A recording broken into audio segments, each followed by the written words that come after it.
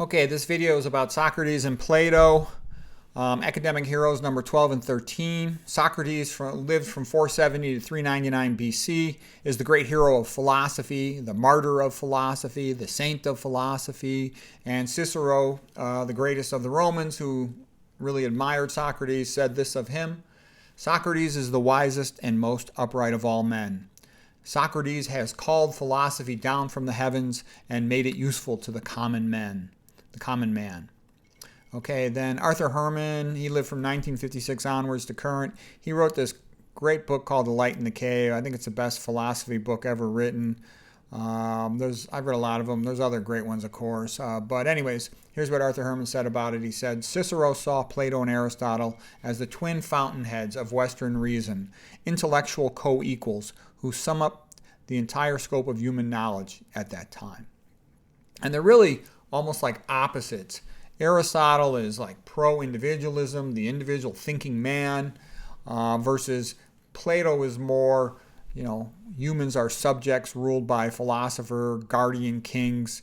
So Aristotle has much more sort of respect for the educated individual than does Plato in general.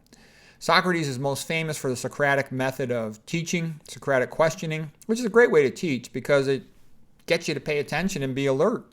And a little bit of stress is good. Excess stress, not good. But a little bit of stress, it's part of just being awake and alert. So he asks you a question, helps you to remember the question better. The Socratic method of progressive questioning to work to the truth, that's really how you get to the truth about complex things. So it's a great approach to learning. And the Greeks were famous for that, the ancient Greeks, with being able to encourage an open debate on a wide variety of subjects, because a lot of the ancient world was not like that. Many countries were these big flat countries, and there would be a tyrant who would just control everyone and not allow them to have individual opinions on anything controversial. Versus the Greeks had a whole bunch of hilly and mountainous and coastal areas and different islands and stuff, and it led to a whole bunch of separate individualistic populations that led to more free speech between them. Okay, so some quotes by Socrates. Useful knowledge helps us to live a better life. Go wherever the facts lead. The highest wisdom consists in distinguishing good and bad. That's an important point. People should be allowed to have an opinion and not just then, yelled at if they don't agree with whoever has the social or political power of the moment, because that's how you get to the truth. A lot of times the truth is not going to be popular. Okay, Socrates continues, no one can transfer knowledge directly to a student. The most that can be done is to encourage the student to think by asking them questions and so cause the student to learn the material for themselves. The purpose of philosophy is to determine how we ought to live. In order to decide how to live well, we should try to learn what is good for us and what is bad for us. And that's simple, but it's actually profound in the sense that you think about a modern medical student, they study all this irrelevant minutia about diseases they're never going to see in their life, but then you ask them basic questions, what is the difference between a starch and a simple sugar, and a lot of other basic questions, they won't know anything about what you're talking about.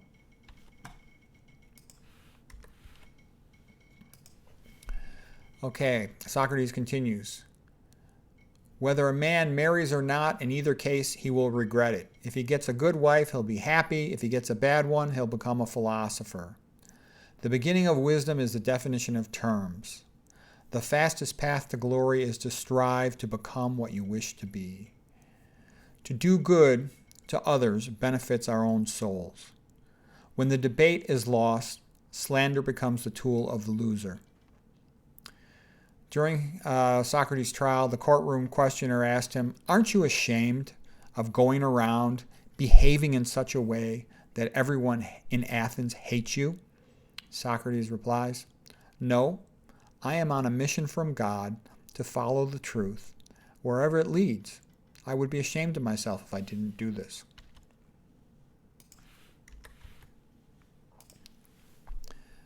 Okay, now some critics of Socrates and Plato.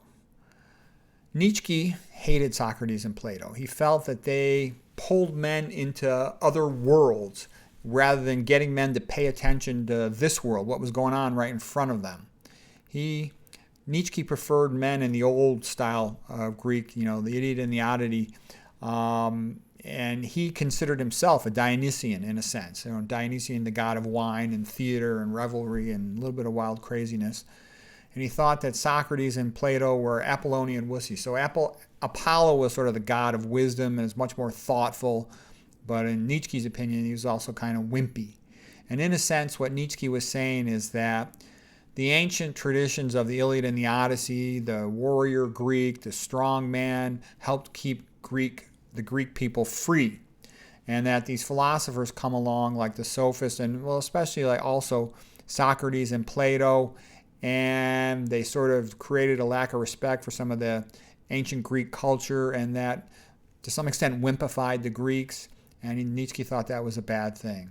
And there's been a lot of similar philosophical opinions over the course of history. For example, Edward Gibbon, the author of The Fall of the Roman Empire, felt that the Christianity had weakened the Romans. Machiavelli in Italy around 1500, he felt that Christianity had weakened the Italians. Okay? There's different ways to look at that. Other people said it was simply because there was a bunch of individualized city-states that did not unify and therefore could not hold off the French, for example. Aristophanes, a contemporary of Socrates, felt that Socrates was just another sophist and destructive, that his philosophical questioning had led to a lack of respect for tradition, for the gods, a loss of faith amongst the people, and that this led to a loss of unity in society. Aristophanes wrote a play about Socrates called The Clouds, which mocked Socrates as sort of a corrupter of youth, and that later contributed to some of the negative opinions against him in his trial in 399 BC. Okay, Will Durant's quote, "Greek philosophy destroyed the Greek religion, which had formed the moral strength of ancient Greece." Then he goes on, Plato's perspective was mystical, Aristotle's perspective was medical. Okay, but Will Durant's famous philosopher from America, he lived from 1885 to 1981. Then the next person was a very brilliant Edward de Bono, MD, PhD. He lived from 1933 to 1921. And he called Socrates, Plato, and Aristotle the Greek gang of three. He felt they overly dominated philosophy. De Bono said that they overemphasized critical thinking, that they're very good at tearing something down, but they really didn't do as much creative thinking as you would hope. And he felt that their style of thinking was good for criticizing something and poking holes in it, but it didn't really come up with that many new ideas. And de Bono said that this overemphasis on critical thinking to criticize something was used by the Catholic Church to refute heretics, but that it set back thinking in the West for hundreds of years because it didn't appreciate, respect, acknowledge enough creative thinking, coming up with positive solutions to make things better. And, okay, we'll go with that. We'll go to the next slide here. Okay, some more critics of Socrates. And whenever you study a subject, you should always look at both points of view because that's where you end up figuring out what you think is correct for yourself. Robert Pirsig, he wrote the incredible book Zen and the Art of Motorcycle Maintenance. Pirsig lived from 1928 to 2017, and he thought that Socrates and Plato were kind of hypocrites, that they themselves were trying to use the best possible rhetoric, stylish ways of speaking to make their own arguments more persuasive. And he also felt they underestimated the arete sense of the earlier Greeks. So here's a long quote from Pirsig. "The halo around the heads of Plato and Socrates is now gone." Phaedrus, who was talking with Socrates, now sees that they are consistently doing exactly that which they accuse the sophists of doing. They're using emotionally persuasive language for the ulterior purpose of making the weaker argument in the dialectic seem the stronger. Socrates was not using dialectic to understand rhetoric. He was using it to destroy rhetoric, or at least to bring rhetoric into disrepute. And so his questions were not really true questions at all. They were just word traps in which Gorgias was known as the sophist philosopher, and his fellow rhetoricians would fall into. Phaedrus would have asked, what evidence do we have that the dialectical question and answer method of arriving at truth comes before everything else? we have no evidence whatsoever that dialectic comes before everything else. And if that statement is isolated and itself given scrutiny, it becomes ridiculous. Here's this dialectic, like Newton's law of gravity, sitting by itself in the middle of nowhere, giving birth to the universe. Hey, it's asinine. Dialectic, which is the parent of logic. So dialectic is a conversation, and that led to logic, came itself from rhetoric. Rhetoric is in turn a child of the myths and the poetry of ancient Greece. That is so historically, and it is so by any application of common sense. The poetry and myths of the ancient Greeks were the response of a prehistoric people to the universe around them, made on the basis of quality. And quality means like arete, a sense of intuitive excellence, what a man just recognizes as good or great. And it is quality, arete, not dialectic, which is the generator of everything we know. That's from Robert Pirsig and his book Zen and the Art of Motorcycle Maintenance, which is a great book. It's another one of the all-time great philosophy books. And, part of what this is all about is just the obvious point that if you let a person's mind pursue knowledge about something that they're interested in, they can do incredible achievements. People are very smart when they're pursuing something that they really care about, and they're kind of lazy and stupid if they're forced to study something they don't want to. They just passively, aggressively decline to do so, and they don't achieve much, which is how most education is. Walter Fisher was another expert in communication. He lived from 1931 to 2018, and his view is a lot like Robert Pirsig from Zen and the Art of Motorcycle Maintenance, and he emphasized what he would call the quality of an argument. It's called the narrative paradigm. How good is the story? That can be more important than how accurate is the logic. Okay, so Walter Fisher believed that Plato and Aristotle overemphasized a rational world paradigm, that people were logical and rational and you could just have a conversation based on logic. Some of that comes from basically Plato and Aristotle and Socrates. They were just talking to other Greek aristocrats primarily, so other people of similar social status and similar educations. Versus what Walter Fisher is saying is a lot of times that's not the case. And it's also quite often that the narrative, the emotional content of the story becomes more persuasive than the argument. A good story can be more persuasive than a good logical argument. So overall, my opinion, I love Aristotle. The more you study him, the more you like him, the more good things you'll see came from his way of thinking and behaving. I really like Socrates a lot. Socrates is sort of intertwined with Plato, though, because Socrates never wrote his own books. Plato just wrote all the dialogues, and Socrates was the hero of them. So sometimes Plato, you think, was speaking through Socrates, if you will. And I respect Plato, but I don't really like him because Plato was very much against freedom for the masses. And I think this stuff is worth knowing about because these are the early traditions of Western culture, and all through the history of the world, most of the time, populations have been in servitude as serfs or slaves, and understanding freedom, what generates it and what blocks it, is a useful thing if you ever hope to have some. Okay, continuing now. In 399 BC, Socrates was convicted of disrespecting the gods and corrupting the youth. Plato, who lived from 428 to 347 BC, was a student of Socrates, and Plato considered Socrates the wisest, most noble man in all of Athens. Plato was saddened by the death of Socrates, and he says, what kind of a society would kill its wisest and most noble man? That actually happens a lot in societies, unfortunately. Plato was embittered by the loss of Athens to Sparta. In the Peloponnesian War, the Athenians, they did a whole bunch of stupid things like the way they treated Alcibiades. But Plato also had been harshly treated by King of Sicily, King Dionysius, who he had went and worked with and who he had hoped would be guided by his views but was not. Plato also was a bit of a frustrated playwright. And so anyways, Plato wanted to write a book. He wrote a book about how to create an ideal society, one that would honor a man like Socrates. And he felt that, in his opinion, the wisest men were the philosophers like him, so the philosophers should be kings, and they would be called the philosopher kings or guardians. And his greatest book, Plato's Republic. Because Sparta had won the war, the Peloponnesian, over Athens, Plato had more admiration for their society than one would expect for an educated man. Plato's most famous for his writing style, and this is the thing I like best about Plato, the dialectic. So there'd be a whole bunch of persons having a conversation, and the great thing about that is you can hear all these different opinions on a subject. And in another way, that's also a form of what is called esoteric writing. So eso means to be inside of, like an insider group, an inside joke. It's understandable only to a select audience. It can also mean esoteric, something's overly detailed and difficult to read. It can also mean like a cuttlefish. It sprays ink all over the place, if you will, to hide its true meaning.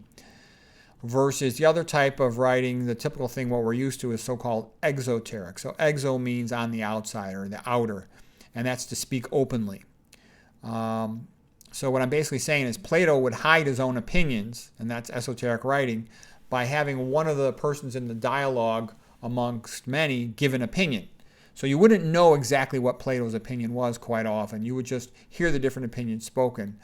And there's some benefits to that. You get to hear all the different opinions without being pressured to commit to any one of them early on. So you can figure out for yourself what you believe. And it's a great way to write. It can also be very entertaining. In a lot of my books, I'll do that trick too. I'll have a whole bunch of different historical figures all debating a subject, and I think that helps get all points of view shown. Plato wanted a new type of hero for Athens, an intellectual hero like Socrates, rather than what he saw as the overly violent and physical men of the past, the Iliad and the Odyssey.